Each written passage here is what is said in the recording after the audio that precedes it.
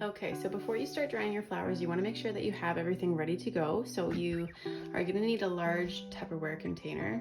This one's about 14 inches by like 7.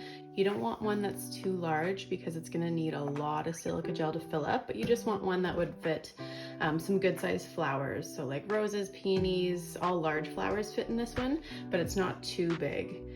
You're also going to want a mask. So I use these disposable ones, but N95 are great. Like a bandana would even do. There are some types of silica gel that is non-toxic.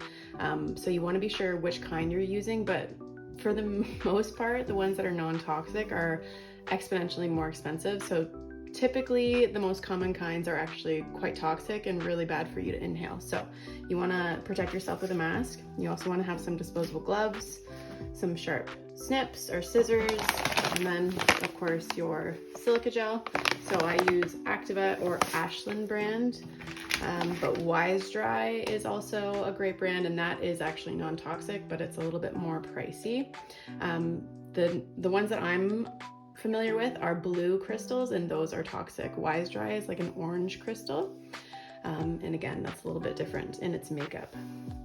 So you have your Tupperware, you have a lid. You want to make sure that it seals nice and tight. You don't want any air to get through. So I start with a good layer of silica on the bottom, and that's going to give some support for your flowers. You also want to make sure that your flowers aren't directly up against the plastic bin, because that will encourage them to rot. Shuffle it so it's kind of even on the bottom, and then you just start snipping away at some blooms that you know you want to dry. So I have some really good options here. So I'm just going to go in right underneath the bloom and cut them off like that. So I don't want too much of a stem, but it is handy to have a little bit of a butt on them still. So when you're pulling them out of silica gel, there's something to hold on to.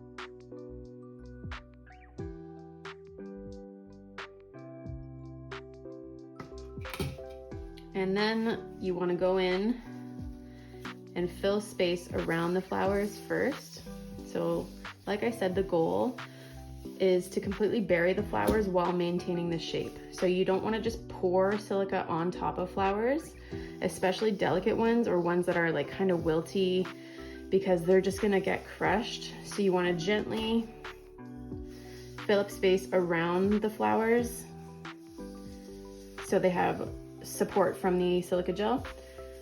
And then you want to get silica gel into every little nook and cranny of your flowers, because that's going to encourage them to dry the nicest. And sometimes with like really tight roses, it can get a little tricky. You want to kind of like open them up, just because if they're super tight in the center and you can't get silica gel down into those little nooks and crannies and folds, they have a chance to rot.